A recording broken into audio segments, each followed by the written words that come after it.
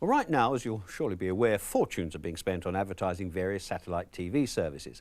Sky and BSB lay particular emphasis on the films they're about to show. Well, fine. But where are movies first seen after they've done the rounds of the cinemas? Yes, exactly, on video. Here then is our report on the current state of the video industry. Just going on display in shops now is another TV toy, the video cassette tape recorder. It can be used at the press of a button for recording any intriguing program for later replay.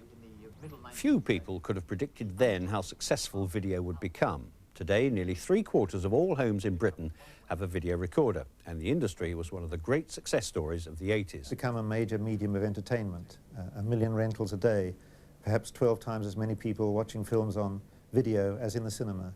An enormous industry from nowhere 10 years ago. Starting about halfway through that period of time, in other words about 5 years ago, and again from virtually nowhere, the sales of videos to people, for people to keep rather than to return to the shop after renting, have doubled each year for 5 consecutive years.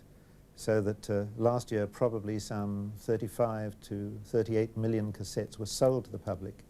An incredible number. But controversy has dogged the business all along the line. Pornography and video nasties create an uproar to this very day, and every psychopath who runs amok with a gun always turns out to be an avid viewer of such trash, despite strenuous efforts by the video industry to clean up its act. The Video Recordings Act has worked and has cleaned out all the dangerous and what were known as video nasty films.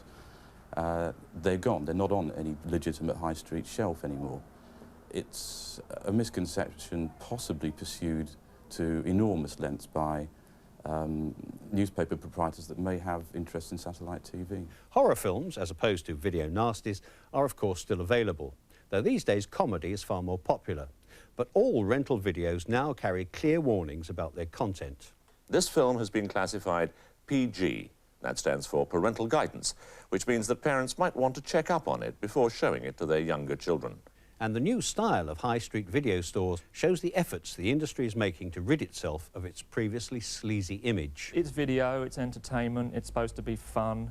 It's not like going to your local supermarket, hopefully. I mean, it's supposed to be an enjoyable experience, which is why we try and create an enjoyable shopping environment. A lot of our customers, it's interesting talking to some of them. A lot of them say that 2 or 3 years ago they feel very unhappy, for example, taking the children in video stores, whereas here they feel very comfortable to shop.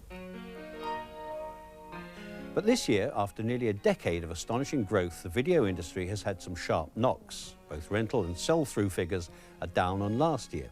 The general high street recession, the hot summer and Gaza's unrestrained tears in Italy have all kept people away from video shops. And in July, shock horror waves affected the sell-through side with the collapse of Parkfield Entertainment, the company which financed the film about the Kray twins and which more pertinently distributed nearly 25% of Britain's sell-through market last year. It was a unique situation.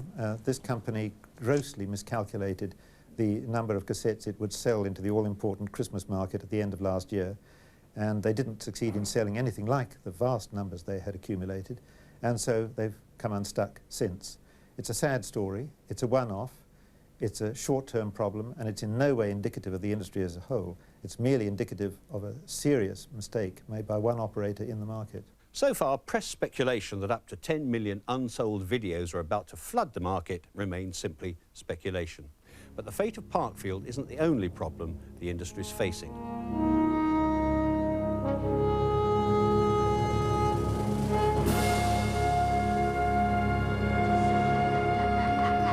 Sky Movies, first with the best. We've done surveys to find out what people's understanding is of the times at which they can see material when it's released in film form. And to our dismay, only something like 29% of the people surveyed realized the true state of affairs, which is that you can see feature films sooner on video than on satellite. I think the onus is very much on us as an industry. We have to accentuate the positive parts of our business, tell people about the choice, the retail environment, this exclusive period when films are available to see on video before they are elsewhere, and excite them about our business. And I think, frankly, the responsibility lays firmly on our shoulders to spend money publicising our business to people and giving them the right messages and clear messages. Great films come to those who rent. As the video companies gear themselves up for the traditionally busy run into Christmas, most observers express confidence that a leaner, fitter video industry will emerge from the setbacks of 1990. Rental has a battle on its hands, to an extent with satellite, to an extent with all sorts of other media.